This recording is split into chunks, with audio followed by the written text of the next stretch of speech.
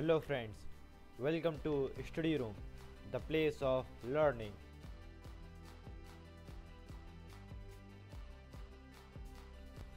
Hello friends, मेरा नाम है अक्षय पाठक और मैं अपने चैनल स्टडी रूम पे आप सबका स्वागत करता हूँ। Friends, sorry for a mistake. मैंने पहले अपने चैनल का नाम स्टडी अड्डा रखा था, लेकिन अब मैंने उसे चेंज करके स्टडी रूम कर दिया है। तो स्टडी अड्डा से अगर आप सर्च करेंगे यूट्यूब पे तो बहुत ढेर सारे चैनल्स आपको मिल जाएंगे। तो इस भीड़ में भागने से अच्छा मैंने कुछ अलग सोचा, तो मैंने अपने चैनल का नाम चेंज करके स्टडी रूम कर दिया होगा। तो आशा करता हूँ आपको ये पसंद आएगा और स्टडी रूम आपको अच्छा नाम लग रहा होगा। जहाँ भी बैठेंगे, जिस कमरे में भी बैठेंगे, अपन लोग स्टडी रूम बना देंगे उसको, है कि नहीं? बना देंगे कि नहीं? पढ़ाकू बच्चे हैं हम लोग। अब पढ़ाकू बच्चे जहाँ भी बैठते हैं उस कमरे को स्टडी रूम बना देंगे, पूरा माहौल पढ़ाई वाला कर देंगे। अब वो वैसे करते नहीं है, बहुत लोग मोबाइल लेके शुरू हो जाते हैं, व्हाट्सएप फेसबुक देखते हैं, इंस्टा चलाते हैं। चलिए खैर, तो आज मैं आप लोगों को ह्यूमन आई के बारे में बताऊंगा। ह्यूमन आई, अपनी आंखों को छू के देख लो। ठीक, यही आंखें हमारी, और इन दोनों आंखों की वजह से हम इतने खूबसूरत वर्ल्ड को महसूस करते हैं, फील करते हैं, देखते हैं। And we are very fortunate that God had gifted us a very beautiful organ, that is eye. अब फील कीजिए एक ब्लाइंड पर्सन की, जिसके पास आंख नहीं है, जिसके पास ये पावर नहीं है कि वो दुनिया को देख सके, इस खूबसूरत दुनिया को, लेकिन आपके पास वो आंख है जिसकी वजह से आप इस दुनिया को फील कर सकते हैं। तो आज हम इसी के बारे में पढ़ने वाले हैं। कुछ साइंटिफिक टर्म्स के बारे में बात करेंगे, कुछ इसके ऑर्गन के बारे में बात करेंगे, क्या क्या इनका वर्क है, क्या इनका फंक्शन है। तो बिना देरी किए चलिए पढ़ते हैं ह्यूमन आई के बारे में। तो human I and the colourful world, खूबसूरत दुनिया के बारे में अपने खूबसूरत आँखों से देखते हैं और उसके बारे में पढ़ने जा रहे हैं। तो अपने खूबसूरत आँखों को लेकर चलिए पढ़ना शुरू करते हैं। Eye is a natural optical device using which human could see objects around him. हमारा जो आई है एक नेचुरल ऑप्टिकल डिवाइस है, ये ह्यूमन मेड नहीं है, ये हमारा नेचुरल है, नेचुरल ऑप्टिकल डिवाइस है, जिसके द्वारा by which we see our surroundings. सिर्फ देखते ही नहीं, उसको फील करते हैं, महसूस भी कर पाते हैं। For a second please close your eyes and try to feel the surroundings. I am very sure that you can't, because आपको पता नहीं चलेगा कि आपके आसपास क्या रखा हुआ है, क्या नहीं रखा हुआ है। लेकिन अगर आप खोल के उसी चीज़ को, अपने सराउंडिंग्स को देखेंगे, तो आपको समझ में आ जाएगा कहाँ से लेफ्ट मुड़ना है, कहाँ से राइट मुड़ना है, और क्या क्या चीज़ें हैं हमारी सराउंडिंग्स में। तो एक फील आती है देखने की वजह से।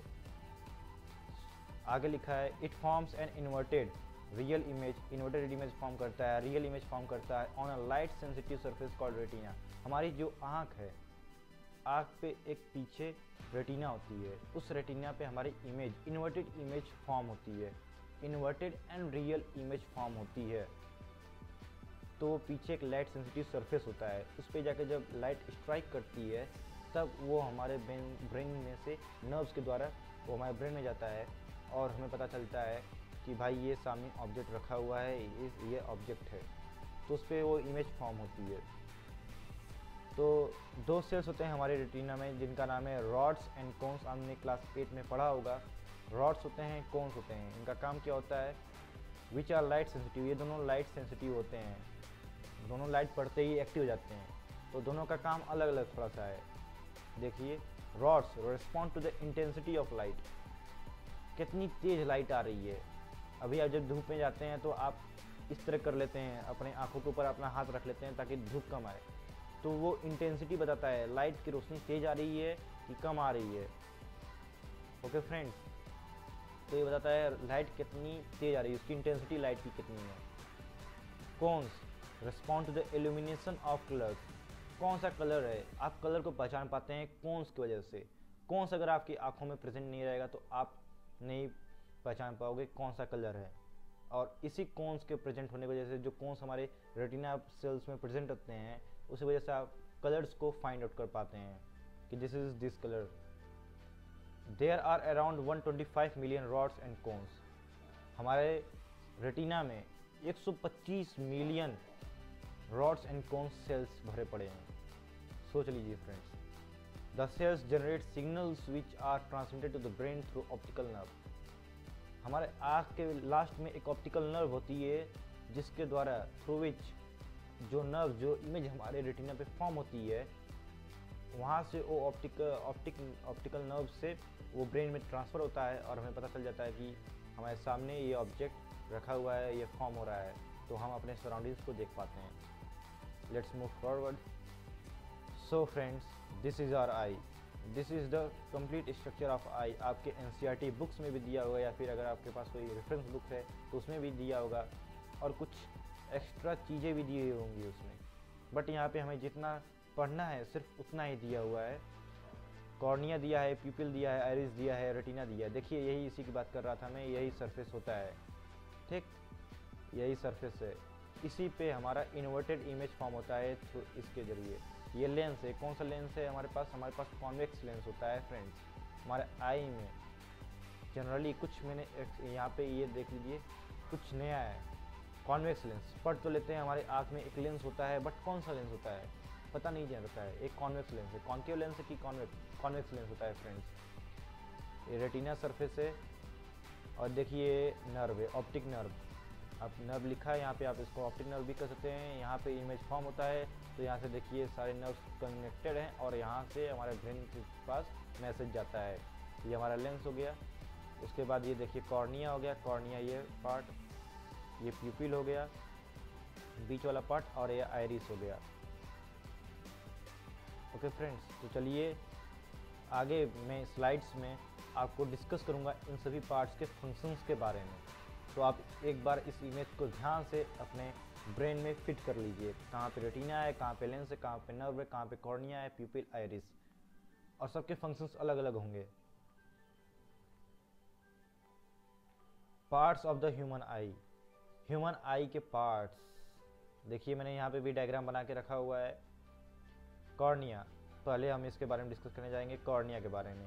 इसके बारे में, it is the outer most transparent part, it provides most of the refraction of light. आप मिरर ले लीजिए, मिरर के सामने अपनी आँख को फाड़ फाड़ के देखिए, आँखों को घूर घूर के, खुद को घूर घूर के देखिए, तो देखेंगे कि यहाँ पे जो वाइट पार्ट होगा उसी को कॉर्निया कहते हैं। और वाइट पार्ट जो होता है उसी को हम कॉर्निया कहते हैं। वो क्या होता है, ट्रांसपेरेंट होता है, इसलिए हमें वाइट दिखाई देता है। यहाँ पे ट्रांसपेरेंट होता है, आउटर मोस्ट सबसे पहले यही पड़ता है। It provides the reflection of light, जितनी लाइट पड़ती है, white surfaces reflect the light, white surfaces reflect the light. So ये जो वाइट है ये मोस्ट ऑफ द जो लाइट आती है, एक्स्ट्रा लाइट, उसको रिफ्लेक्ट कर देता है, और जितनी लाइट चाहिए होती है सिर्फ उतना ही लेता है। आपने कैमरा देखा होगा, मोबाइल फ़ोन में कैमरा देखे होंगे कि आप छोटा ही से वो कैमरा रहता है, तो जो हमारा ब्लैक पार्ट है ना आँख, मिरर में जब आप देखेंगे जो आँख में हमारे आई में ब्लैक पार्ट है, आप you can consider that black part as a camera में जो ब्लैक पार्ट रहता है, सेम उसी तरह हमारे आँखों में भी ब्लैक पार्ट रहता है, वही कैमरा है हमारे लिए। Lens, it is composed of fibrous jelly like material. Okay, fibrous jelly like material, lens देख लीजिए, ये फाइब्रस जेली लाइक मटेरियल रहता है लेंस, थोड़ा सा मूवेबल रहता है। It provides the focused real and inverted image of the object on the retina. Focused real और इन्वर्टेड इमेज हमारे रेटिना में फॉर्म करने में ये हेल्प करता है। दिस कॉन्वेक्स लेंस, देखिए कॉन्वेक्स लेंस आ गया यहाँ पे। This convex lens converges light at the retina. Converge और डाइवर्ज दो वर्ड आते हैं। कन्वर्ज मीन्स बहुत ढेर सारी जगह से लाइट आ रही है और एक जगह meeting at a point, lights are coming from different directions and meeting at a point, that is called conversion. And what is called diversion? You can consider the example of light. Light से diversion होता है, from a source of point in the different directions the light gets reflected. From a source of point in the different directions the light gets reflected. Like as you can consider the example of torch. आपका cell phone, उसमें जब आप light on करेंगे तो एक point से अलग अलग जगह वो अलग अलग डायरेक्शन में रिफ्लेक्ट कर जाता है, तो उसे डाइवर्जन कहते हैं। Conversion, lights coming from the different directions and meeting at a point, that is called diversion, conversion। तो ये एक पॉइंट पे, किसी एक पॉइंट पे उस इमेज को फॉर्म करता है। मान लीजिए यहाँ से डिफरेंट इमेज बन रही है, यहाँ से आके ये एक पॉइंट पे वो बन जाएगा इमेज हमारा eight a point. Iris, it is dark muscular diaphragm that controls the size of the प्यूपिल। ये देखिए, ये हमारा आइरिस होता है, एक ब्लैक ब्लैक, ये देखिए ब्लैक ब्लैक कलर होता है। अब देखेंगे अपनी आँखों को फिर से फाड़िए और शीशे में देखिए, घूर घूर के आँखों को फाड़ कर देखिए। तो देखेंगे जब आँखों को फाड़ने के बाद, तो यहाँ पे देखेंगे ब्लैक ब्लैक जब आपको दिखाई देगा, दो ब्लैक ब्लैक पार्ट होंगे। एक ब्लैक बड़ा वाला पार्ट होगा, उसके अंदर एक बड़ा वाला ब्लैक पार्ट होगा। तो जो पहला ब्लैक पार्ट रहेगा वही प्यूपिल होता है, उसके अंदर जो रहता है ब्लैक वाला पार्ट छोटा सा, वो आइरिस होता है। वो क्या होता है? आइरिस होता है। It is dark muscular diaphragm that controls the size of the प्यूपिल। वो जो प्यूपिल उसके अंदर छोटा वाला डार्क पार्ट रहता है, वो प्यूपिल उसे कहते हैं। और उसकी साइज को कंट्रोल करना किसका काम होता है? आइरिस का काम होता है। आइरिस बड़ा हो जाएगा तो हमें ज़्यादा दिखाई देने लगता है। कब दिखाई देता है अभी आगे बात करेंगे। और कम दिखाई देने लगता है, कब कम दिखाई देता है अभी बात करने वाले हैं। तो पहले प्यूपिल पढ़ लेते हैं, तो अभी उसके बारे में बात करेंगे, कब ज़्यादा दिखाई देता है, कब कम दिखाई देता है। Pupil, it is the window of eye. ये देख लीजिए, जो प्यूपिल है बीच में दिखाया गया है एरो से, ये विंडो ऑफ आई। अगर ये बंद हो जाएगा पूरा तो हमें कुछ नहीं दिखाई देगा, ये खुल जाता है तो हमें आँख से रोशनी दिखाई देने लगती है। It is the centre aperture in iris. ठीक, आयरिस में सेंट्रल अपेचर है। It regulates and controls the amount of light entering the eye. जो आँख में रोशनी जा रही है, ये कितनी रोशनी जानी चाहिए वो ये डिसाइड करता है प्यूपिल। और इसे कंट्रोल करता है, इसकी साइज को आयरिस कंट्रोल करता है। ठीक, तो मान लीजिए आप एक अंधेरे कमरे में हैं। अंधेरे कमरे से जैसे ही आप बाहर जाते हैं, रोशनी में, धूप में जाएंगे, तो आप थोड़ा सा, आपको बहुत ज़्यादा वैसा लगेगा कि लाइट नहीं हमको दिखाई, ज़्यादा नहीं दिख रहा है। लेकिन 1-2 सेकेंड बाद आप देखेंगे पूरा क्लियर आपको दिख रहा है।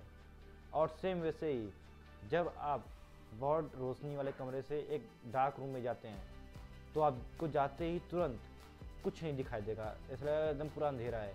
बट आफ्टर 2 और 3 सेकेंड्स, 5 सेकेंड, 10 सेकेंड्स के बाद आपको कुछ हल्का हल्का नज़र आते हुए दिखाई देगा।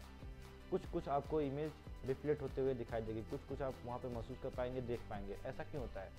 ऐसा इसी वजह से होता है क्योंकि आइरिस जो होता है, प्यूपिल जो होता है हमारा, वो कभी जब आप रोशनी में जाएंगे, रोशनी वाली जगह में, तो छोटा हो जाता है, और जब डार्क जगह में जाएंगे तो थोड़ा सा बड़ा हो जाता है। क्यों छोटा और बड़ा होता है? इसका भी रीज़न है। छोटा हो जाता है रोशनी वाली जगह में क्योंकि वहाँ पे बहुत ढेर सारी लाइट रहती है, तो उसे जितनी अमाउंट ऑफ लाइट चाहिए होती है उतनी ही लेता है। उसके बाद आप जब डार्क कमरे में जाते हो तो वहाँ पे उसे कुछ विजुअल थिंग्स को देखने के लिए उसे बहुत ढेर सारी लाइट चाहिए होती है, तो वहाँ पे बड़ा हो जाता है। तो वहाँ से बड़ा होने के बाद, तो वहाँ से ढेर सारी लाइट जब रिफ्लेक्ट होकर आती है, तो हमें कुछ न कुछ वहाँ पे महसूस होता है और दिखाई देने लगता है। आप इसे प्रैक्टिकली भी कर सकते हो। अपने कमरे की लाइट स्विच ऑफ करिए, दूसरे कमरे में जाइए, वहाँ से आइए अपने डार्क रूम में, तो वहाँ पे देखेंगे कि आपको पहले कुछ नहीं दिखाई देगा, लेकिन बाद में धीरे धीरे कुछ न कुछ दिखाई देने लगेगा। वो इसी वजह से होगा। Retina, it is delicate membrane having enormous number of light sensitive sales. ठीक, ये देख लीजिए, ये रेटिना है हमारा। It is a delicate membrane, वो बहुत ही डेलिकेट मेम्ब्रेन होता है, बहुत ही सॉफ्ट होता है, मुलायम होता है। Having enormous number of light sensitive sales, बहुत ढेर सारे लाइट सेंसिटिव सेल्स होते हैं। और कौन से दो सेल्स होते हैं हमने पिछले पार्ट में, मतलब पिछले स्लाइड में डिस्कस किया, rods and cones. Very important 1 marks question में पूछा जा सकता है आपसे इजीली, क्योंकि आपने क्लास 8 में ऑलरेडी पढ़ के रखा हुआ है। आगे बढ़ते हैं। Ciliary muscles, these muscles have changed the shape and size of the eye lens for focusing। Ciliary muscles क्या होता है? सॉरी, मैंने यहाँ पे मैंशन नहीं किया। Ciliary muscles ये होते हैं, देख लीजिए, ये पार्ट और ये पार्ट। ये क्या करता है? ये these muscles change the shape and size of the eye lens। Eye lens मैंने कहा थोड़ा सा मूवेबल होता है, थोड़ा सा जेली टाइप होता है, तो इसकी साइज जो थोड़ी सी होती है, बड़ा करना या छोटा करना इसका काम होता है। शेप और साइज इसका चेंज करता रहता है सिलियरी मसल से। जो यहाँ पे ब्लैक पार्ट थोड़ा थोड़ा दिखा है आपको, ये सिलियरी मसल्स होते हैं।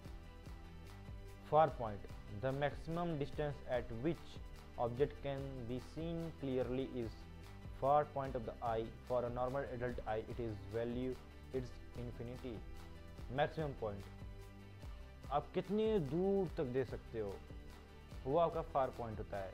The maximum distance eight which object can be seen clearly, definition को देखिए यहाँ पे, the maximum distance eight which object can be seen clearly is far point. For an adult I it's value is infinity. जितनी दूर तक, जितना दूर आपसे हो सके उतनी दूर तक अगर आप देख पा रहे हो क्लियरली, तो आपका वो फार पॉइंट होगा, ठीक। और एडल्ट में ये इंफिनिटी होता है। नियर पॉइंट और least distance of distinct vision, the minimum distance eight which object can be seen most distinctly without strain.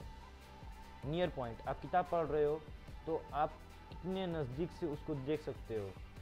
Minimum तो ये 25 सेंटीमीटर देख लीजिए, यहाँ पे अगला पॉइंट है। For normal adult I it's value is 25 centimetre. Means 25 centimetre से अगर कम जाते हैं, 24 या 23 हो जाता है सेंटीमीटर, तो आपको थोड़ा सा ब्लर दिखने लगेगा वो वर्ड्स। लेकिन आपका नियर पॉइंट होना चाहिए 25 सेंटीमीटर। 25 सेंटीमीटर के ऊपर तक आपको क्लियरली दिखाई देगा। कुछ लोग होते हैं नज़दीक किताब को लेके आते हैं तो उनको साफ दिखाई नहीं देता है, धुंधला दिखाई देता है, लेकिन जब दूर लेके जाते हैं तब उनको पूरा दिखाई देता है। और कुछ लोगों को होता है फार पॉइंट पे, मतलब बहुत ज़्यादा दूर होती है तो चीज़ें नहीं दिखाई देती हैं, लेकिन जब पास आ जाती हैं तब दिखाई देती हैं। दो कंडीशंस बनते हैं फ्रेंड्स, एक किसी इंसान को दूर वाली चीज़ें नहीं दिखती हैं बट पास वाली चीज़ें दिखती हैं। सेकंड टाइप इस इंसान में देखिए आप, नज़दीक वाली चीज़ें उसे ब्लर दिखाई देगी लेकिन दूर वाली चीज़ें क्लियर दिखाई देगी। ये चीज़ें होती हैं। Range of human vision 25 centimetre to infinity. एक नॉर्मल इंसान की रेंज होती है देखने की 25 सेंटीमीटर टू इन्फिनिटी। आप किताब को ऐसे यहाँ तक अपने आँख में घुसेड़ लीजिए तो आपको पूरा कुछ दिखाएगा ही नहीं, आपके ब्रेन में स्ट्रेन भी होने लगेगा और पूरा आपको ब्लर दिखाई देगा। 25 सेंटीमीटर से स्केल से नाप के देखिए। प्रैक्टिकल भी आप कर सकते हैं। साइंस वाले स्टूडेंट्स प्रैक्टिकली होते हैं, जो भी चीज़ें पढ़िए उसको प्रैक्टिकल अपनी लाइफ से जोड़ के देखिए, तुरंत आपको चीज़ें समझ में आने लगेगी। एकोमोडेशन क्या होता है? The ability of eye lens to adjust its focal length is called accommodation. तो फोकल लेंथ क्या होती है? मान लीजिए आप अपने आंखों को ऊपर कीजिए और आप थोड़ा सा दूर देखने की कोशिश कीजिए। अगर आप दूर क्लियरली चीज़ें तो देख रहे हैं, फिर आप अपनी नज़रों को नीचे कीजिए, बुक को देखिए। फिर जब आप बुक को देख रहे हैं तो आपका जो आई लेंस है वो फोकल लेंथ चेंज कर रहा है। एक बार वो नियर पॉइंट पे फोकस कर रहा है, जैसे कैमरा होता है, कैमरे को, अपने फ़ोन के कैमरे को उठाइए, नज़दीक वाली चीज़ें दिखाइए, थोड़ा सा ब्लर होगा, फिर क्लियर दिखने लगेगा। फिर उसे ऊपर उठा के दूर वाली चीज़ों को देखने की कोशिश कीजिए, फिर थोड़ा सा ब्लर होगा, फिर क्लियर हो जाएगा। उसी तरह हमारा लेंस होता है, आई लेंस, उसको फोकल लेंथ चेंज करने में थोड़ी सी टाइम लगता है। जब आप ऊपर देखेंगे तो आपको थोड़ा सा जैसे लगेगा ब्लर है, थोड़ा देर 1 सेकंड के लिए, उसके बाद आपको क्लियर दिखाई देने लगेगा। जैसे आप नीचे करेंगे थोड़ा सा ब्लर रहेगा 1 सेकंड के लिए, फिर उसके बाद क्लियर हो जाएगा। तो ये पावर जो होती है, ये बीमारी जो होती है, वो मायोपिया और हाइपरमेट्रोपिया में होती है। तो उस बीमारियों के बारे में, उस डिजीज़ के बारे में हम अगले वीडियोज़ में, अगले पार्ट में डिस्कस करने वाले हैं। तो ये जो पॉइंट होता है कि अगर आपका जो लेंस है वो फोकल लेंथ को चेंज कर पा रहा है, अगर ये पावर आपके लेंस के पास है तो आप नॉर्मल इंसान हैं, आपको कोई ना मायोपिया है ना हाइपरमेट्रोपिया है। तो उस पावर, उस एबिलिटी को एकोमोडेशन कहते हैं। The ability of eye lens to adjust its focal length is called accommodation. अब परसिस्टेंस ऑफ विजन क्या होता है? The time for which the impression और sensation of the object continues in the eyes is called persistence of vision. It is about 1/16th of a second. Means ये क्या होता है? मान लीजिए ये ड्यूरिंग द पिक्चर और मोशन होता है। मान लीजिए फैन चल रहा है, सीलिंग फैन, या फिर कोई फिल्म चल रही है, तो वो इस 1/16 सेकंड से ज़्यादा सेकंड्स पे बनाई जाती है, इसका मूवमेंट जो होता है पिक्चर का। लेकिन अगर इससे कम होगी तो आप उसे, आपके रेटिना पे वो फॉर्म नहीं हो पाएगा इमेज, और फॉर्म ना हो पाने की वजह से अच्छे से इमेज आप उससे, फिर आपका नर्व जो रहेगा उसको आपके ब्रेन तक पहुंचा नहीं पाएगा।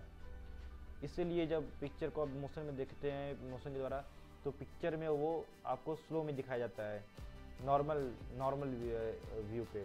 लेकिन वहीं पे फ़ैन देख लीजिए, आपके कूलर का फ़ैन आपके सीलिंग फ़ैन को देख लीजिए, वो 116 सेकेंड से ज़्यादा मूव करते हैं। इसीलिए आप जब मूव करता है फ़ैन तो हर एक जो उसमें 3 पंखे होते हैं, उन 3 पंखों में से किसी एक पंखे को भी नहीं देख पाते हैं, सब एक दूसरे से मिक्सअप होते दिखाई देते हैं। क्यों? क्योंकि वो उनका मूवमेंट 116 सेकंड से ज़्यादा रहता है। वो अपनी पोजीशन 116 सेकंड के अंदर से, मतलब उसके कम सेकंड्स के अंदर ही वो अपनी पोजीशन चेंज कर देते हैं, जिसकी वजह से हमारे रेटिना जल्दी इमेज फॉर्म नहीं हो पाता है और हम उसे कैप्चर नहीं कर पाते हैं, उसे फील नहीं कर पाते हैं कि उसमें कितने डंडे लगे हुए हैं। 3 डंडे वाला फ़ैन है कि 4 डंडे वाला फ़ैन है, जब वो स्टॉप होता है तब हम उसे देख पाते हैं।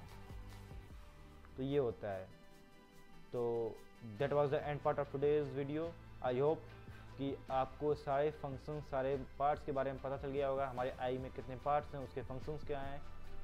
ठीक फ्रेंड्स, तो that was the end part of the today's video. Thanks for watching. Please like, share and subscribe, and don't forget to hit the bell icon so that our video first reaches to you. Thanks. Jai Hind, Jai Bharat.